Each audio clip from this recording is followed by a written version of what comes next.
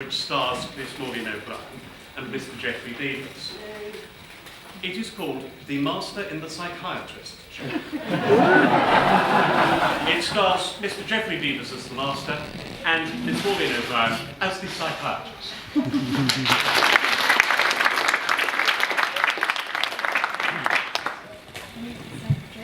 And, why do you feel you have to act the way you do? Oh, I don't know.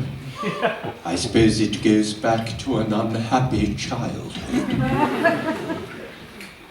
An unhappy childhood? Yes, that's where it all began, really. Tell me about that.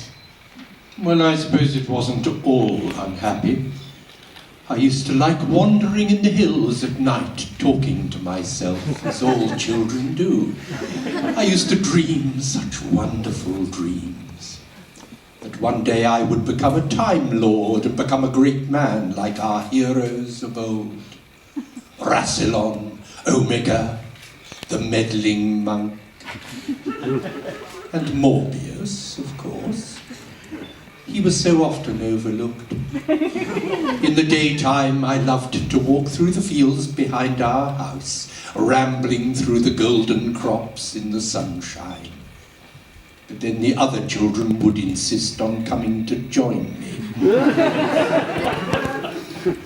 Did you like the other children? No. They tried to be kind to me, you see, to involve me in their games, but I didn't want that. I wanted to be alone. Just me and my ego. And my id, of course. And they were so much better at games than I was. I never could get the hang of hopscotch or hopping with the perigosto stick. They did it so well. They were so much more proficient than I. And how did that make you feel? Feel? Oh, it filled me with hatred. I would see a red mist descend before my eyes, blotting out the sun, blotting out their stupid, asinine faces with their silly smiles and their patronizing air. I came to love that red mist, to seek it out. I longed to bask in it, to feel the sublime loathing suffusing my soul, to know with absolute certainty that one day I would blot out their silly smiles forever. There was one boy who was so much worse than the rest.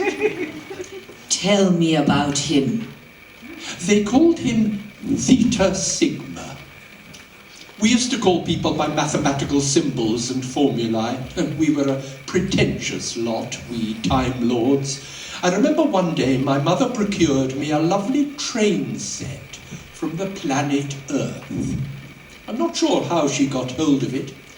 Some of our people used to go on little explorations to distant planets and bring back samples of cultural artifacts. I think she got it from someone who'd undertaken such an expedition. I so loved that train set. I would watch, fascinated, for hours on end, as the trains circled round and round their track, weaving in and out of bridges, tunnels and cuttings. And then Theta Sigma wanted to play with it too. Of course, my mother said I had to let him. I didn't want to see the joy on his face as he watched my trains go through my tunnels, climb my embankments, cross over my bridges. It made me wild with fury. It was my train set, you see, not his. Mine. It was my possession. It was given to me for myself, not to share. One day, all things shall be mine. And then his mother procured another train set for him. It was so very nice. Superior, by far, to the one possessed by me. He invited me round to his house to play with it, to share.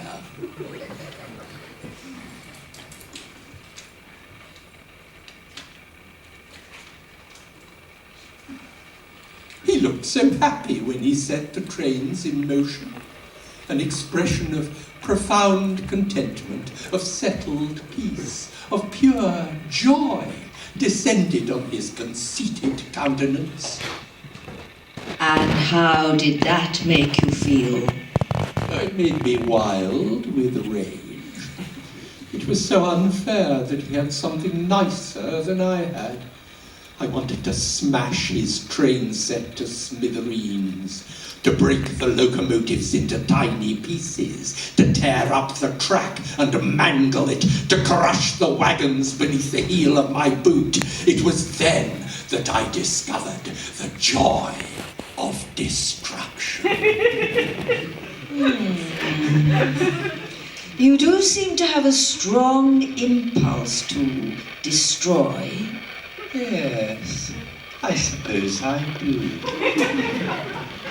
Would you say that impulse was almost Dalek-like? Dalek-like? No, no. Daleks are stupid tin boxes. They're metallic monomaniacs. They simply exist to blast other species out of existence. They have no finesse, no style, no charm. No, I would not say my desires are Dalek-like. Not at all. I want to talk some more about Theta Sigma. Of course. Please do. When we were boys, we used to visit an old hermit who lived on the mountainside near our village. We were sent there as part of our preparatory training as Time Lords to learn the ancient wisdom of our people. The contemptible contemplative lived in a vile, stinking little hovel. We had to sit at his feet and listen to him drivelling on. He'd do it for hours on end. He was such a crashing old bore. He used to witter about flowers, trees, fluffy little mammals, the sanctity of all living things and the harmony of the universe. He had a long white beard. As a boy, I wanted to set light to it, but I never did. Theta Sigma would sit enraptured, of course, lapping up all the trash that old fool burbled forth, geriatric fraud. When I was still young, only about 95 or so, I went to his hovel one day to put a staser bolt through his fatuous brains. But he'd gone. The old fool had taken his beard and his bibble-babble to earth, to some sort of meditation centre in Berkshire. I was so disappointed. Theta Sigma adored him, you see, and it would have been such fun to murder him, to avenge myself for the endless tedium he subjected me to as a lad, and to annoy the doctor. To annoy Theta Sigma, of course. It sounds as though you were rather obsessed with Theta Sigma. Obsessed with Theta Sigma. With that nincompoop, that spineless, craven-hearted, goody-goody, smug, self-satisfied, self-righteous, despicable worm. Oh no, no. You do not understand obsession as I do. An obsession is a fixed idea that governs all one's behaviour, that becomes one's sole aim and purpose. Naturally, I wanted to see him suffer, to destroy him, grovel in the dirt. Eat flies and spiders and ashes and dust, endure scorching winds and blazing heat, to kill him slowly over many days until he should finally die in anguish and despair, knowing that it was I who had beaten him. I who had made him suffer, I who had conquered and vanished him. But obsessed? No, that's not an obsession. Everybody feels like that. It was simply a need, as natural as breathing, eating, drinking, or casual violence. Perhaps that's a little excessive. Excessive? You accuse me of excess? Take care, fool. My last psychiatrist accused me of excess. I carry her with me always.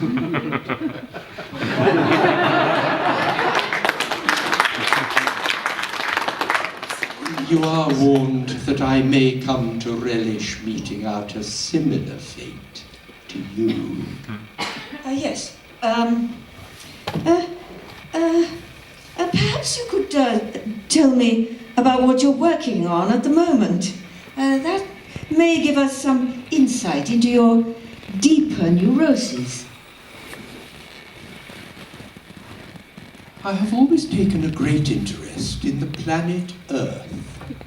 It is a lovely world, so full of life, of colour, of beauty, teeming with people, with art and literature. My interest is mainly practical, you understand.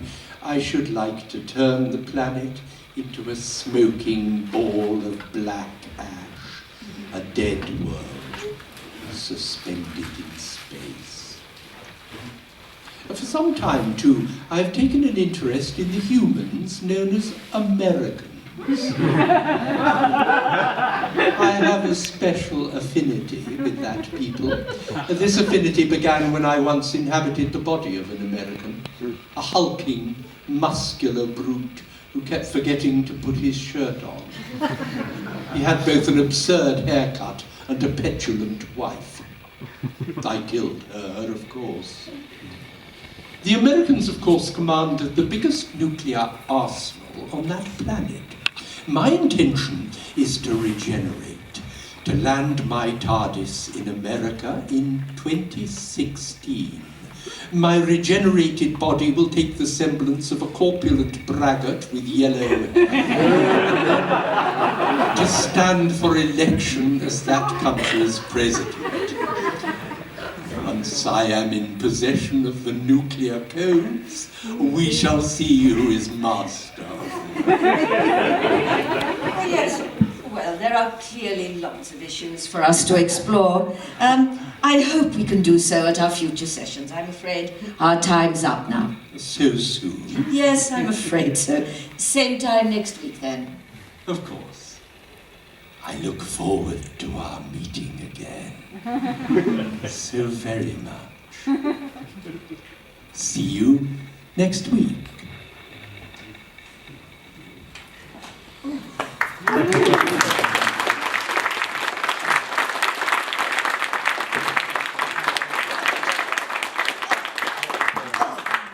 Yuck! What a nutcase.